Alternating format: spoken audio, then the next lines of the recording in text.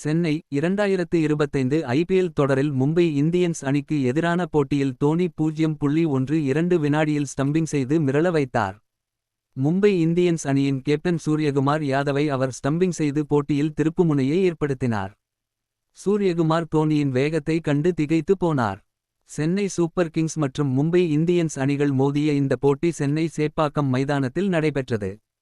இது இந்த ஆண்டு ஐபிஎல் தொடரில் சென்னை சூப்பர் கிங்ஸ் அணியின் முதல் போட்டியாகும். மும்பை இந்தியன்ஸ் அணி முதலில் பேட்டிங் செய்தது. அந்த அணி முதல் ஓவரிலேயே ரோஹித் சர்மாவை இழந்தது. அதன் பின் 3 விக்கெட்டுகள் பறிபோன நிலையில் சூரியகுமார் யாதவ் மற்றும் திலக் வர்மா ஆகியோர் ஆடி வந்தனர். அவர்கள் விக்கெட்டை வீழ்த்துவது சிஎஸ்கேவுக்கு சவாலாக இருந்தது. இந்த நிலையில் சூரியகுமார் யாதவ் நூர் அகமது வீசிய பந்தை அடிப்பதற்காக முன்னேறி வந்தார். ஆனால் பந்து வேறு பக்கமாக திரும்பியது. பந்தை பிடித்த தோனி 0.12 வினாடிகளில் ஸ்டம்பிங் செய்து அனைவரையும் வியப்பில் ஆழ்த்தினார். சூரியகுமார் யாதவும் இதை எதிர்பார்க்கவில்லை.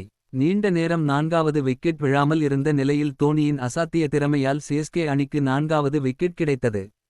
அதன் பின் வரிசையாக மும்பை இந்தியன்ஸ் அணி விக்கெட்டுகளை இழந்தது. சூரியகுமார் யாதவ் 26 பந்துகளில் 29 ரன்கள் எடுத்து ஆட்டமிழந்தார். அவரை தொடர்ந்து ராபின் மின்ஸ் மற்றும் திலக் வர்மா ஆகியோர் அடுத்தடுத்து ஆட்டமிழந்தனர். மும்பை இந்தியன்ஸ் அணி 20 ஓவர்களில் 8 விக்கெட் இழப்பிற்கு 155 ரன்கள் எடுத்தது. இன்னும் மேலும் அப்டேட்களை தெரிந்து கொள்ள சப்ஸ்கிரைப் பண்ணுங்க.